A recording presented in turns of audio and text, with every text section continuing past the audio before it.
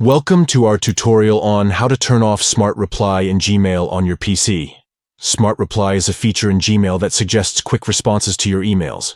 If you prefer to compose your own responses or find the feature unnecessary, this tutorial is for you. We'll guide you through the steps to disable Smart Reply in Gmail on your PC.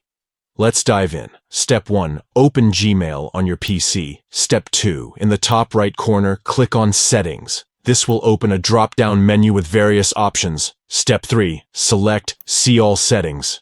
This will take you to the Gmail settings page. Step 4. Scroll down until you find the Smart Reply section. Step 5. Next to Smart Reply, click on Smart Reply Off. This will disable Smart Reply in Gmail. That's it. You have successfully turned off Smart Reply in Gmail on your PC. Now you can compose your own responses and have more control over your email communication. Thank you for watching our tutorial. If you found this information helpful, please give this video a thumbs up and don't forget to subscribe to our channel for more Gmail tutorials and useful tech-related content.